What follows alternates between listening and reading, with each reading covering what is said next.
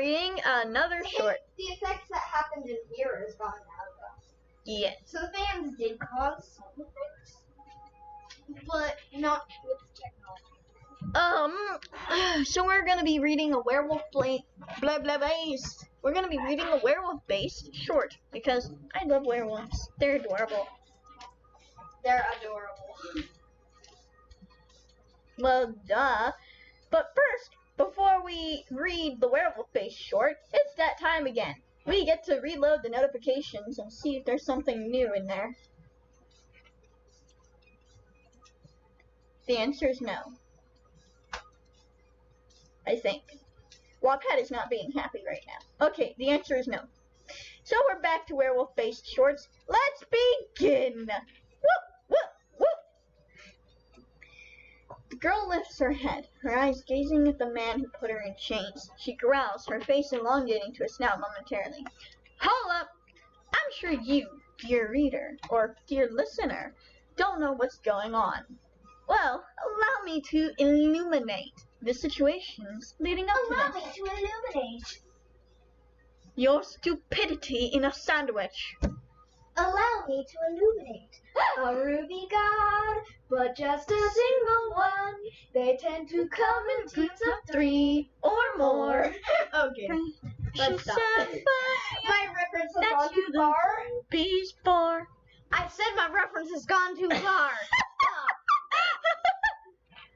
Anyway, I'm sure sorry for that. Understand what we're referencing now. 1 month ago, the female walks into a diner, sitting down. She rests her head against her hand, yawning softly. The waiter comes over, flirting, but she ignores his pitiful attempts at grabbing her attention and orders. The food arrives rather quickly, with the female looking out the window, absent-mindedly eating the food. She stiffens, sitting up when a black car pulls up, her eyes following as the doors open to reveal a family of 4. She relaxes, keeping an eye out, but eating slightly faster, so as to be finished and ready to leave as needed. She loses focus eating the food and fails to notice another black car pulling up with only one male hopping out of the passenger side. The guy looks at the diner employee at the counter, who tells him of the mystery female who ordered and was watching out the window, jumping paranoid.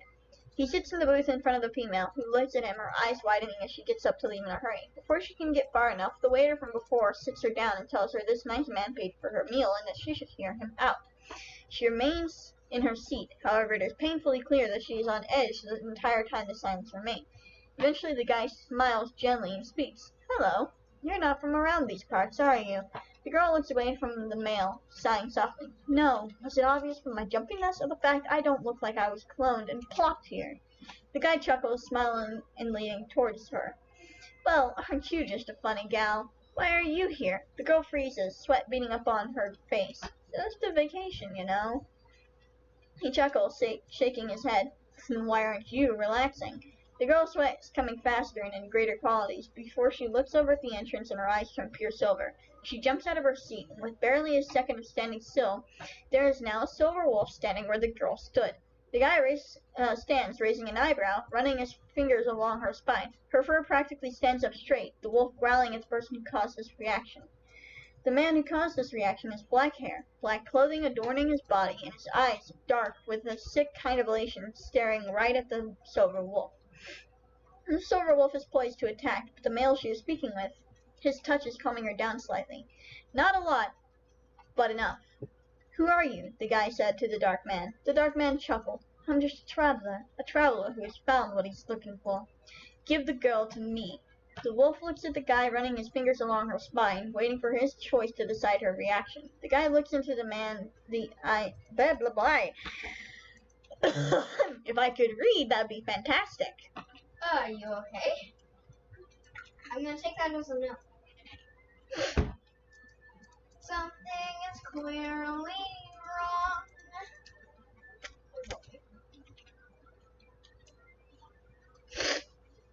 The guy looks into the eyes of the wolf and catches glimpses of fear. Fear of the dark man, fear of being handed over, fear of what may happen. It's uncertain what fear she is feeling, but the guy knows. She's afraid. At this moment, he has a choice to make, and something deep inside him has already made the choice for him. No. The dark man blinks and laughs. Oh, you will certainly regret not handing that bitch over to me. Very well, I shall take my leave. For now. The wolf whimpers, but the dark man disappears as if he was never there. It's only then that the wolf's tail tucks between her legs, and she slowly walks to the exit. An employee of the diner locking the door before the wolf can leave. The wolf tilts her head, confusion overtaking her face. Come into the bathroom. We have extra outfits. You can shift back. The wolf's eyes light with amusement before the wolf shifts back to the female form from before. However, her eyes are still silver. Thank you for the offering, but we don't need new clothing when we shift. The silver finally fades, leaving only the blue eyes of the female, who promptly stumbles to the counter, holding herself up by leaning all her weight against the counter. Jesus, never thought he'd be so close to getting to me. I need to be so much more careful. The male walks forward, pulling her by her other arm. The two look at each other, the male smiling, the female looking. It's hard to read her emotions. I bet you feel the sparks, don't you? The female gets the strength to stand, nodding slowly. The male smiles. Then you're my mate, and I have even more reason to keep you around. The male pulls her into a hug, whispering softly in her ear, and I promise I'm never letting my mate go. She freezes, closing her eyes. But I'm sorry, but the last time someone said that to me, they tried to rape me. The male narrows his gaze. Who? Trust me, I ripped his larynx from his body as I told him he would. He's 6 feet under. Just give me a minute to adjust a little bit. I'm not what you would call an average werewolf. The male nods slowly, letting the female walk back to the counter, leaning against it slightly. Seems she's still very afraid. Why are you scared? I'm your mate. My only goal is your love and protection. Because the last time I had a mate, he rejected me and banished me from his pack for being a wretched wolf killer, despite the fact that the person I had killed was trying to rape his mate in front of him. So forgive me for being hesitant to trust the words of one who claims they are my mate and are an alpha. The male tilts his head, anger flickering in his eyes momentarily. How did you know I was an alpha? The female gestures. Big guy, knew me by scent, felt a touch before any marking or mating. It's not hard to stiff an alpha wolf either. The male relaxes, smiling. Well, how about we head to my castle for some time and get to know each other? Say a month of that, and you can leave as you please at the end of the month if you don't want to stay. The female tilts her head, the offer intriguing. Maybe I'll take you up on that offer. So, did you like that? Ooh. A mystery villain. Now the next couple are going to... never mind. I'm wrong. We've got 2 original shorts, and then we've got like 4 of the same kind of idea. Because I'm a cliche walking in the flesh. Anyways, have a good night. Or day, or whatever. Whatever.